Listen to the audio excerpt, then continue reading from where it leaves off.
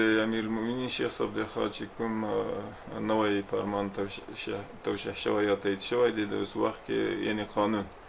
دا قانون تقریبا 15 مادې لري، په 15 مادو په 4 فصلونو باندې مشتمل دی. په دې کې خو نو د شریعت حکم دی، د شریعت احکام دي کې شرعي تګلاره ده، په هره بنا باندې هلته د محتسب مسؤلیت پکې واضح شوی دی، د محتسب اوصاف پکې واضح دي چې محتسب په کوم اوصاف باندې موصوف وي، او د محتسب دپاره طریقه د تطبیق د قانون ښودل شوې ده چې په داسې طریقه به د قانون تطبیقوي. د دې قانون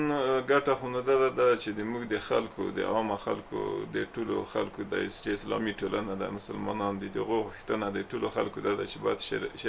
شرعي احکام پلي شي، شریعت پلی شي. نو دا چې اوس د قانون په شکل د موږ شرعي احکام د قانون په شکل توشیح شول، او اوس د هغو د پلي کولو دپاره یوه اداره وټاکل شوه، هغو ته طریقه د تطبیق وښودل شوه، او چې په داسې طریقه به تاسو د قانون تطبیقوئ. دا به د خلکو دپاره هم ډېر غټ سهولت وي، او د ډېرو ستونزو مشکلاتو مخنیوی به هم کې وشي. لکه مخکې چې د قانون نه وي، مثلا خامخا بعضې برخورد او بعضې عمل د مسئولین شاید د قانون خلاف وشي. نو قانون او طرز جوړ شو، د قانون مطابق به انشاءالله د شریعت حکم پلی کیږي، او په هغه کې به انشاءالله د خلکو دپاره هم ګټه وي، او د خلکو هم انشاءالله دغه غوښتنه ده، د عامو خلکو د ملت. موږ چې څومره فکر کوو د مخکې نه چې کوم طرز العمل او لایحه موږ ته راکړل شوې وه، مخکې هم هغسې موږ طرز العمل د خپل کار دپاره لاره چې د امیرالمؤمنین شیخ صاحب د خوا تایید شوی و، نو هغه طرز العمل مخکې چې موږ کار کړل، تقریبا ډېر همغه موارد په دې قانون کې شته دي. نو هغه موارد چې موږ په کومه طریقه او طرز باندې عملي کول هم کومه ستونزه نه وه، یعنی کوم مشکل او مزاحمت نه وه، خلک خوښ وو. د موږ امید ده چې اوس به هم انشاءالله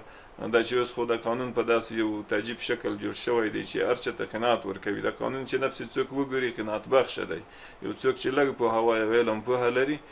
په شریعت باندې آگاه نویم تقریبا، یعنی د دې کې تخریج شته دی، په دې کې هغه اړوند کتابو په مراجعو باندې حواله شته د حدیثو په آیاتو په هغه باندې. نو د دې وجې نه ډېر وضاحت یې پکې، او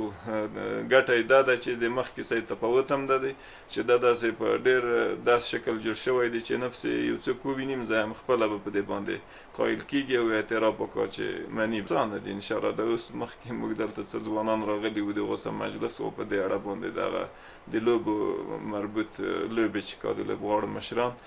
دا خبر دلته یاده شوه، په دې باندې هر څوک خوښېږي انشاءالله چې نفس اثر یې پرې خلاص شي. اوس خو عامه ذهنیت د خلکو یو څوک اړې وي، یو څوک داسې وي چې دا ډېره کمزوري ده چې اوس دی په شریعت باندې ناراضه وي، ناخوښه وي، که نه داسې څوک انشاءالله ټولنه کې نه پیدا کېږي. خو بیا هم یو څوک ذهنیت یې جوړ نه وي. موږ کوشش کوو د اوس هم ترتیب و پلان هم ده د اوس وخت دپاره چې موږ د قانون اړوند پوهاوی وکړو. د تاسو نه موږ ډېر راضي شو او خوښ شو چې تاسو دغه هغه کې موږ د ملت ته د موږ غږ سوی خلکو ته، تر څو د ملت پوه شي چې په دې کې شرعي احکام دي، هغه